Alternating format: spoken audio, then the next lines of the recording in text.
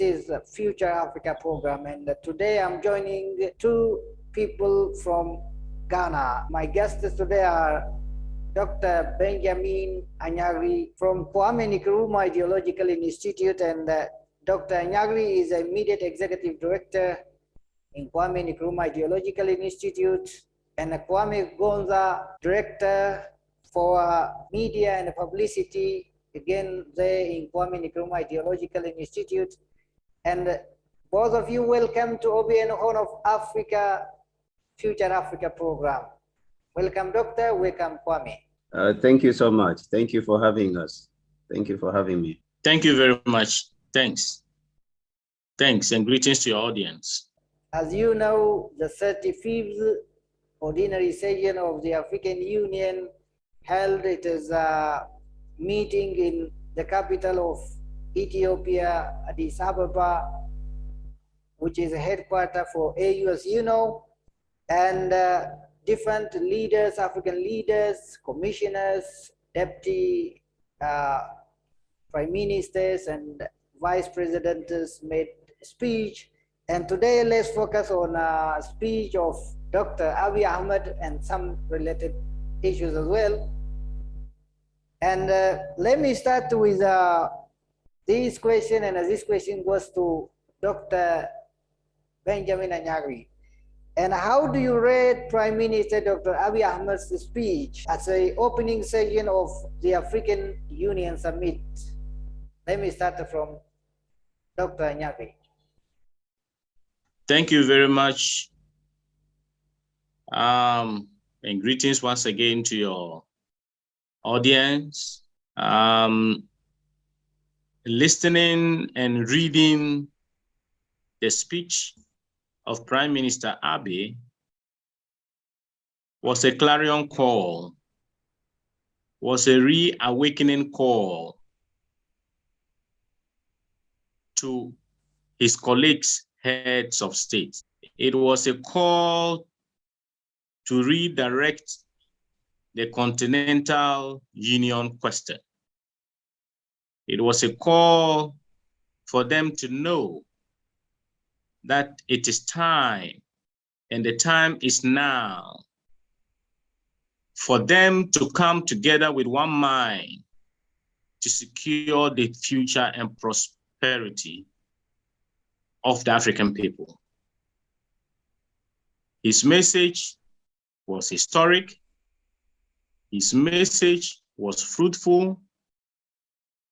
His message was full of wisdom. And I hope many of his colleagues were really there listening. And they did listen effectively. So far, that message, I've not heard any single person speak or condemn or say otherwise against this rich message by Prime Minister Abiy. Thank you. Kwame, if you can add something to what Dr. Anyagree said. Thank you very much, my brother Oluma.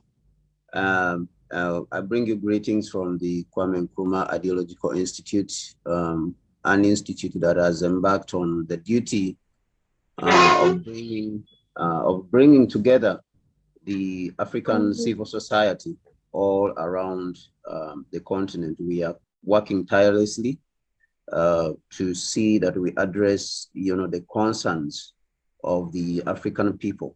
And I want to greet the people of Ethiopia who are watching, OBN, and then I want to greet also the people all around the African continent who are watching this channel online and via satellite. The speech was timely, and it was a wake-up call, like Dr. Benjamin has said. Rating it, I would give that speech myself around, if I'm not biased, I think I would give it around 9 out of 10, It was a very comprehensive speech that it came to address most of the problems on the continent. It was Pan-African in its nature, and it addressed most of the problems that are, the continent is facing, from COVID, to hunger, to environmental change, insecurity, external aggression. It addressed a lot of things. The issues of development. It addressed the issues of working together as Africans. It addressed the issues of history. So the speech was really comprehensive. If you are mistaken, you may think that he was speaking as a president of the United States of Africa, and he was not speaking as a prime minister of Ethiopia. So from the onset and from a closer look at the speech, I would rate it, at around 9 out of 10. Yeah, so that is how I would look at it. It was really, impressive that it energizes with the people as African people. And if you look at all the speeches that were given, there's no speech which you can say this one compares to the Prime Minister's speech, of all the speeches that were given during that 35th ordinary session of the African Union. The Africa we want, Prime Minister Dr. Abiy Ahmed said, and let me quote it, we want a prosperous Africa based on sustainable and equitable development. What do you think about this statement again? And let me start with Dr. Benjamin again, and then Kwame. Thank you. The Africa we want is the blueprint to secure the future of Africa. And it has its own timetable and framework.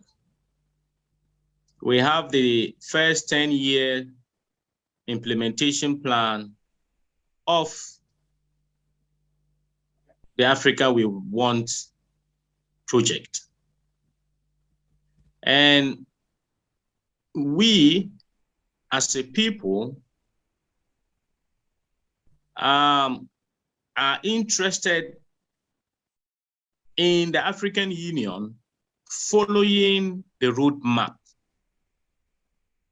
If you look at the first 10 years implementation plan, it includes a continental union government in 2022, this year, if I'm not mistaken. We must begin to walk the roadmap. The commission must be dedicated and resourced to ensure that the content of this document is actualized. The ultimate of the content of this document is to satisfy the basic needs of the African people, the current, the unborn, including our brothers and sisters in the diaspora. This is a very important document that should be the concern of all Africans. This should be the concern of the universities. This should be the concern of the private sector. This should be the concern with public institutions. This should be the concern of our traditional chiefs and kings. This should be the concern of any serious-minded person who believes in contributing to fulfill the Universal Declaration of Human Rights as enshrined in the United Nations Charter. The content is a human rights-based document. Now, it is important to state that this should be the last stop, because since the Berlin Conference of 1884, Africa has had past interventionist initiatives. And let me list some of them. We had the Lomé Convention of 1975. We had a structural adjustment program of the 1980s. We had the Economic Community of Africa. There's the Yamoussoukro Agreement, the Cotonou Agreement, including the UN Millennium Summit of Africa. That was in the year 2000. And not forgetting of Thabo Mbeki's NEPAD. And now we have the African Continental Free Trade Area, which is a component, which is an aspect of the Africa that we want. All these interventions of the past haven't benefited we Africans. As if they've been documents brought to us, to confuse our government towards enriching or sustaining neocolonialism on the African continent. The very wise ones have been able to detect the dangers involved in those documents, the pros and cons of those documents. If you read NEPAD, you will love it. But how come that the basic question is, how come that they bring, for instance, NEPAD, and it didn't work? And so this goes to, this makes us reflect on Prime Minister Abiy's statement at the 31st summit that it is time to take things serious. It is time to take things serious. And there's one aspect that I should take the opportunity to say it here. Have you ever taken time to look at when it is time for elections in various African states and how the presidents and political parties go around the jamboree and with statements trying to convince the electorate to vote for them? Thank you indeed. And Kwame? Thank you, my brother. I got the question very well, and to reiterate what the Prime Minister said, that we need a prosperous and equitable Africa. To my understanding, how this came across is that we need to look at Africa and look at prosperity from the sense in which our forefathers looked at prosperity. Today, we are looking at the world in which there is increasing income inequality. You see the figures which came out recently from Oxfam.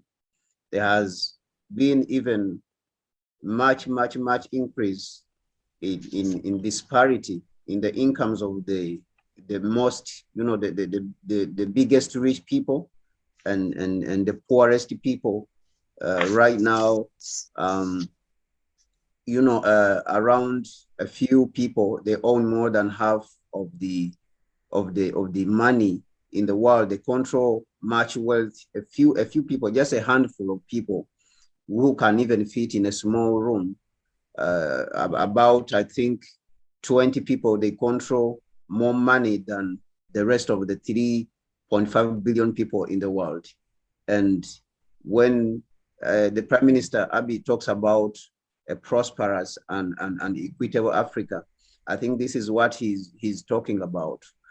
We are not talking about an Africa whereby you have a few people controlling, a few 2 or 3 people controlling as much wealth as the majority or half of the majority of the continent, but rather we want a continent whereby we can be able to take care of everyone, because we have enough resources on the continent. We have more than $700 trillion of resources in the ground in Africa.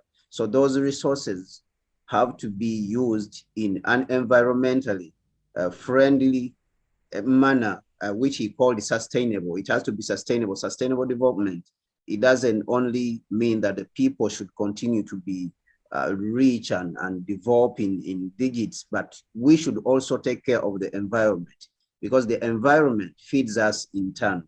This is where we need to continue to look after the afforestation.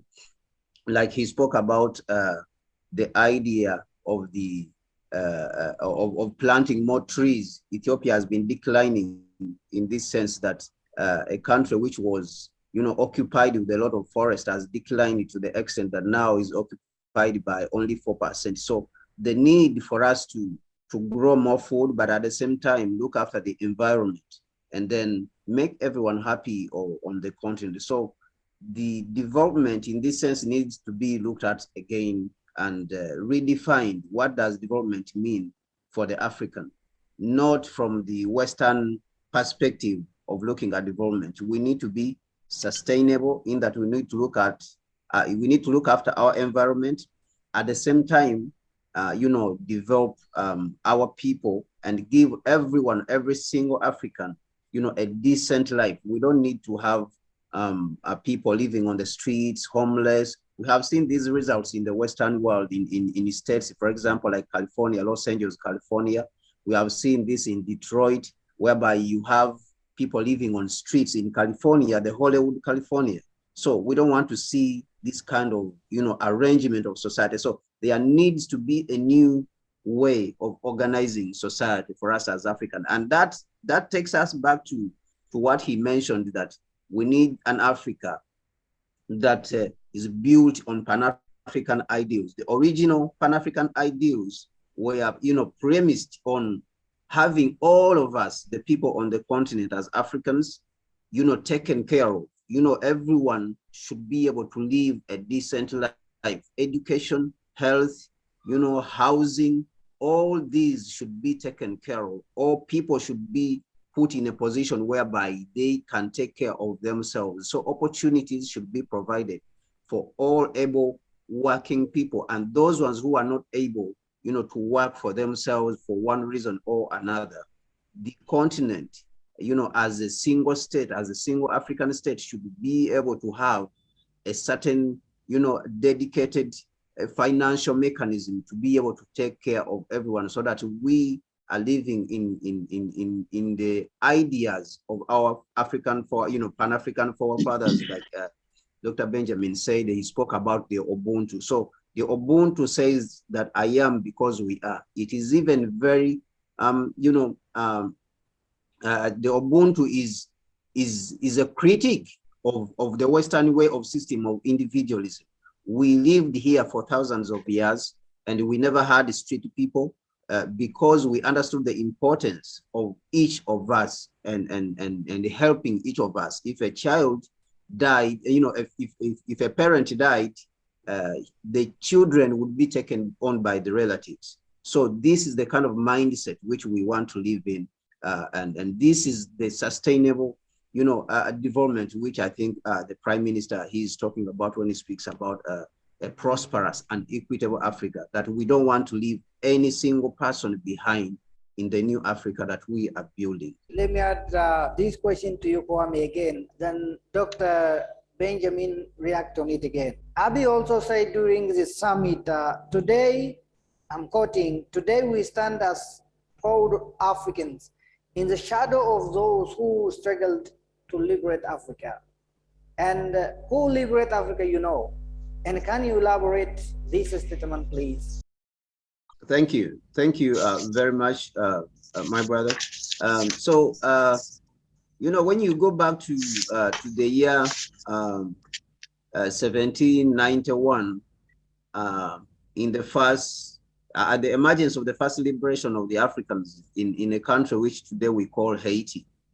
When you look at those people are Africans in their outlook, and Haiti around 2011 applied to be included in the African Union, which was was not successful for some reasons due to the interference with the African Union by some powers, some neo-colonial powers from Europe and the Western Hemisphere. Now, during the emergency of that liberation struggle, our people in Haiti who helped to liberate the other Africans, so they came up against numerous challenges. France was a superpower during that period. Britain was, was very powerful, was a superpower during that period. Spain, these were the powerful countries of that time in 1791. But they managed to liberate themselves with, with the just mere, meager, tools. They didn't have much. They didn't have an economy, but they had the will to fight, for liberty. They had the will to fight for human rights, and they were able to, to win this struggle. Now come to the 1940s. You remember very well that in the 1935, Ethiopia was able to ward off, Italy, with no much advanced weapons like what Italy had, and Italy was, being helped by the rest of Europe, in this attack. And when you go to, the Gold Coast, which is today Ghana, Nkrumah, he led a movement there which opened the door and floodgates for independence. So these are all things which we should be proud of. When the Prime Minister speaks about we stand as proud people, is because we have been able to take the continent from a position, the continent and the people from a position of which you would call hopelessness. Okay, we under great opposition, the African people have been able to build something out of nothing. Out of slavery, we have been, able to build something out of nothing. Out of colonialism, we have been able to build something out of this. Out of all the structural adjustments which they imposed on us. Because these structural adjustments, when you go back and examine them, their purpose was to impoverish the African people further. We had built up a lot of industry after independence, 1960s and 1970s. And when they overthrew our liberation leaders in that period, you remember Haile Selassie, also he was overthrown. You remember Kwame Nkrumah, Patrice Lumumba, all these ones were killed. Amika Cabra, all these people were killed. And they unleashed the structural adjustments from the World Bank. Those organizations which were put up purposely for impoverishing Africans. But we have been able to survive through all these tragedies, all these calculated tactics. And there's a word which the Prime Minister used, and he called it carefully calculated tactics. These are carefully calculated tactics to impoverish the African people. But we have been able to survive through all the diseases and that. So there is a reason for us as people who are standing on shoulders of giants who are our forefathers to be proud as a people that we have been able to make it through this. If you go to continents like Australia, the indigenous populations in those places was wiped out, was wiped off almost. All of them, they were killed. If you go to the United States itself, these are Europeans from Europe who came to occupy the United States. The indigenous population was wiped off the land. But the African people, they were able to resist. Like I said, Ethiopia was able to resist Italy. In South Africa, the people were able to stand up. All over the African continent, in East Africa, when you go inside the middle, when you go to Angola, when you go to the Gold Coast, when you go all over Africa, we were able to resist it. When you go to Algeria, all these places, we were able to resist it. Even when France was trying to say in the 60s that, Algeria is part of France. So the African people, if we were able to resist, this kind of aggression, I think the Prime Minister Abiy is justified to say that we need to be proud. We stand as a proud people, standing on the shoulders of our ancestors and our forefathers who fought for this continent, and the continent is still standing. I thank you very much. In the shadows of those who fought to liberate Africa, in the shadows of those who fought to liberate Africa. Yes. And he was standing within that same space of the shadow of those who fought to liberate Africa. Prime Minister Abiy statement to his colleagues with regard to the fact that this occupying a space or standing on the shadows of those who fought for the continent was a very deep statement, was a very rich statement. It was a statement of conscience to his colleagues. It was a statement for them to recall that after 450 years of slavery, the slaves themselves fought for their freedom. The slaves did not fight for their freedom begging on their knees, but they fought for their freedom standing on their feet and won. Again, our forebears fought for our various political independence. Again, in Nkrumah formation of the All African People's Conferences from the 1950s into the 60s was something which you and me will say was a call to contribute to the liberation of our people on the African continent and in the diaspora. Was a continuation of the fight by His Right Excellent Marcus Mosiah Garvey. You know, the Prime Minister, first of all, let me thank you for that question. In the last struggle that Ethiopia has been engaged in, the struggle with neocolonialism and its attack using disinformation, a campaign. And we know this information comes through the media. I think it has been a great learning curve for the Prime Minister as a leader and Ethiopia as a nation and the African people all over the world as a people. We as a people, it has been important to understand that the media can go very far in dispelling the myth of disinformation.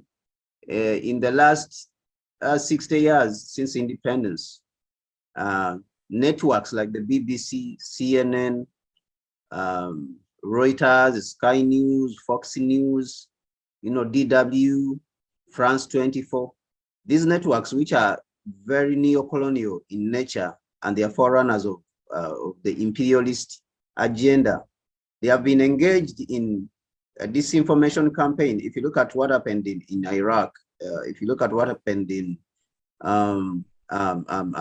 Libya, if you look at what happened in Afghanistan, the media was at the forefront.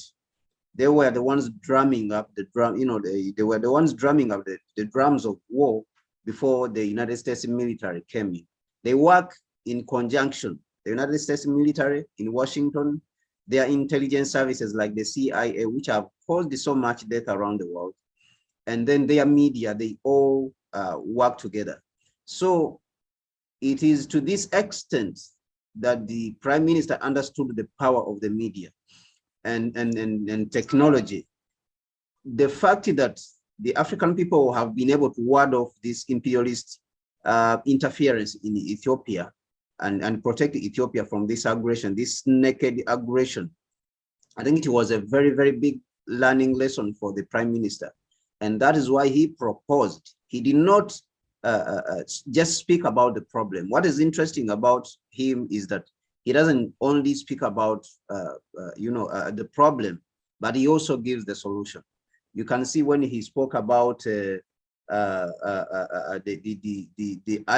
issue of media, that he was able to provide a solution. When he spoke about the environment and the deforestation, that he provided a solution that we need to plant more trees. When he spoke about the nutrition and the need for food, we need to do more irrigation and provide more food for the people.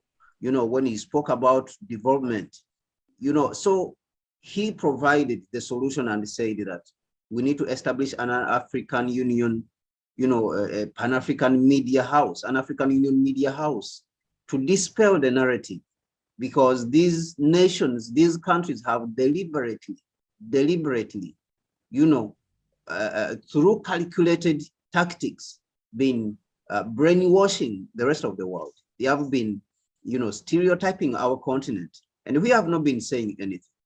So it is on this instance that Ethiopia was attacked, that the African people were able to mobilize themselves all over the world and to come up against it and counter this. And we need our own media house now to be able to counter this negative narrative, because the negative narrative has continued to cast Africa in a negative position as a bad place. Meanwhile, they are coming in to exploit our resources.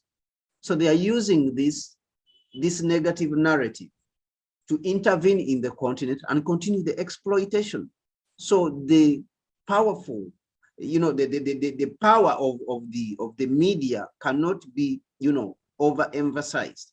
We need to establish this media house. And I would suggest that if all the other African nations are not willing to take up this, this duty immediately to, to come on board of this idea, I think that the Prime Minister should immediately start with this idea by maybe converting some of the television networks in the media houses in Ethiopia, and we, the African people, will support it, because the past events that have happened in Ethiopia since 2020 with this, mutiny and rebellion has shown that the African people are ready and willing to support any president or any leader on the African continent who stands up for Africa and who stands up for the interest of the Africans, because the African people are tired of being, hewers of wood and drawers of water. We now have understood that we have the same level of intelligence than like the rest of the world, and even in some extent, in some cases, we have more abilities. When it comes to things like sports and all other things, there is a lot of things in which we have overworked and we have outworked the rest of the world. So we have come to the understanding that when it comes to intelligence, the African people are not lacking in intelligence. When it comes to ability, physical abilities, the African people are not lacking in that sense, in that area. So in any sense, or in any case, when it comes to human resources, we have it. When it comes to material resources, we have it. So we are not missing anything on this African continent. What is missing is the reorganization of those resources. And then Africa will take off to the position where it is supposed to be, one of the leading economies in the world. And this is what the Prime Minister Abiy has shown, that Africa's media representation on the international stage. Africa is often portrayed in international media negatively. The endless representation of the continent troubled by civil wars, hunger, corruption, greed, disease, and poverty is demeaning and dehumanizing, and likely driven by a calculated strategy and agenda. This stereotypical and negative media representation of Africa not only disinforms the rest of the world about our continent, but also shapes the way we see ourselves as Africans. Telling our own stories and shaping our own narratives must be our top priority. In this regard, I would like to propose to this august body the establishment of an African Union Continental Media House. This media house could be organized to provide authoritative news and information on our continent, fight disinformation, promote our collective agenda, and offer opportunities for Pan-African voice to be heard. We need to start organizing ourselves. We need to organize our media, because the media is a very powerful tool. We have used the media houses which are not ours, and we have succeeded, in protecting Ethiopia from aggression. So if we are using our own media house, we should be able to protect the whole African continent. I think AU is a potentially powerful organization, if you asked me. But that power is not being used today to the extent that it should be able to bring results to the African people. So we see an organization that has the ability to bring all the good things to the African people, whether you're talking about economic growth, a rapid economic growth and industrialization on the continent, whether you're talking about political order on the continent, whether you're talking about security on the continent and stability. The AU has all these abilities. It has these potentials. It is able to do these things. But let us examine what is going wrong. There is the lack of African, tools of analysis in the organization. So because the tools of the African tools of analysis are lacking in the organization, then the organization has ended up being used for foreign interests. Let us look at the Western world now, which has hijacked the organization. We see France in the AU. Now we are seeing the contention is on the discussion of Israel, the admission of Israel. When the continent has urgent issues like environmental, catastrophes that are happening, the Sahara Desert is creeping into the south, the so-called sub-Saharan Africa. We have security issues on the continent. The continent is unstable, but we are discussing issues of admitting Israel in the African Union. We have urgent issues on the continent that should be addressed. So we should not be, focusing our energy on these foreigners and what they want to do. What do they want to come and do on, in the AU on the continent? They want to spy, they want to exploit these resources which we have. We know the purpose for which they are here. They are here. So the AU, if it was acting using the ideals, what the Prime Minister Abiy called the Pan-African ideals. We want an AU which is prosperous and is built on the ideals of Pan-Africanism. These are the ideals of Pan-Africanism, the ideas of our forefathers. So this is the AU which we want. Now, addressing the issue of democracy, it would be able to address these issues and bring about democracy on the continent if it is acting on those ideals of Pan-Africanism. When you go to countries like Mali, right now, what is happening there, the AU should be able to have analysts as an organization to tell them what is happening really in this place. Is this coup or mutiny in Mali, a result of the African people agitating that certain things have not been fulfilled? When we go to Guinea, this coup, was it really by imperialists, or it is the African people who are agitating and pushing because certain things have not been, delivered? When we go to Burkina Faso, there was a democratically elected government in Burkina Faso, which was removed recently. So if that government was democratically elected, does the AU have enough Pan-African tools to go in and analyze the situation there? Let it go and analyze the situation. Okay, so this is what we have to advocate for and continue to push the AU in this direction. If they don't have these tools, we, the Pan-African world and the African civil society, the Kwame Nkrumah Ideological Institute, and the other Pan-African organizations, we have these tools. We are willing to offer the African Union these services freely to tell them that this is the situation. Because now you have the intermingling of the interests of the African people and the interests of imperialism. So they try to confuse you. The imperialists will try to confuse you, about what is happening in this space. But the issue of democracy has to be emphasized. It has to be re-emphasized that the people want democracy, but on top of democracy, they want economic development to be delivered to them.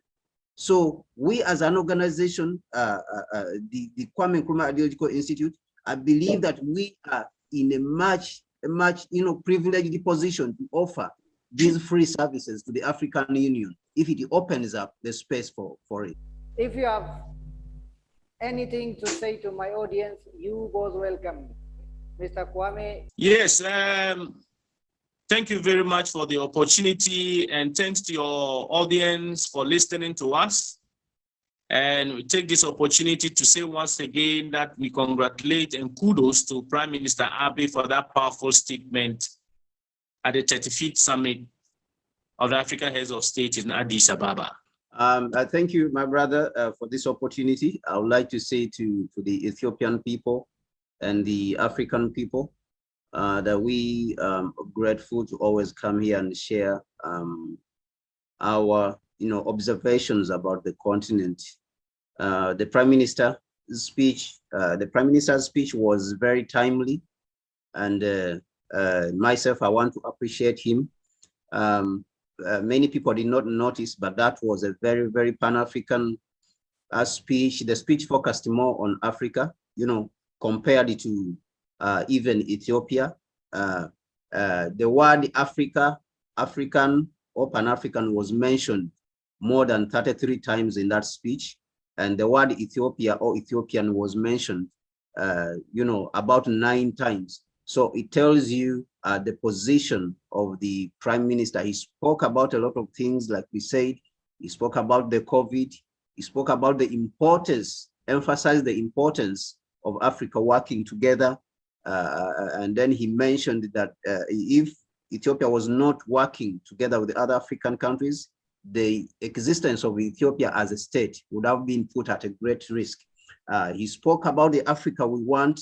We want a prosperous Africa, guided by the ideas of Pan-Africanism. He spoke about the future of Africa. He spoke about the past, but he did not stop in the past, but he spoke about the future, the Pan-African Renaissance, the need for a united Africa as a state. And this idea will not go away until it has been achieved, starting with Dr. Kwame Nkrumah in the 1960s when he called for United Africa. So we now see him as a voice that is echoing, Dr. Kwame Nkrumah. So he spoke about food, the importance of food, insecurity on the continent, and how we can work together, the environment, the importance of the environment, and how Africa also has now 60% of the arable land, of the world. So we should be able to cultivate this land through irrigation. The UN, it has been minimizing the Africans. We have been looked at as underdogs, even though we have one of the biggest population in the world. Actually, Africa now has the biggest population in the world when you put together with the diaspora, more than 1.7 billion people. We are more than the Chinese even. But we have been subjugated and stereotyped. So there is importance for us to continue coming together and working together, because even at the UN, they will not respect us if we don't unify as a continent and get one government. Once we get one government, the whole world will change. The power, the dynamic, the power dynamics and the structure of the world will change immediately, because now they realize that there's a new African. So he spoke about a lot of things. The media, we need to continue to push forward in establishing our own narrative as Africans. So there's nothing that he did not address in this speech, and I want to thank him for speaking as a great African, a great African leader. And I believe this speech will go down as one of the greatest speeches as we are going forward in the future. The great African, one of the greatest African speeches, like when we go back to 1963, we remember Dr. Kwame Nkrumah's famous speech, which he gave in Addis Ababa in 1963, Emperor Haile Selassie, their speeches. So I believe that Prime Minister Abiy, his speech, which he gave during the 35th, ordinary summit of the African Union, I think it will go down in history as one of the greatest African speeches. So I want to thank you very much, and thank you for having me. Thank you, Mr. Kwame Gonza, Director for Media and Publicity at the Kwame Nkrumah Ideological Institute. And thank you also, Dr. Benjamin Anyagree, Immediate Executive Director at Kwame Nkrumah Ideological Institute. We appreciate. Thank you very much for your analysis. Thank you. Thank you so much. Dear viewers of OBN Horn of Africa, this is all about our discussion for today with Dr. Benjamin Anyagree and Mr. Kwame Nkrumah from Ghana. Until next edition, goodbye.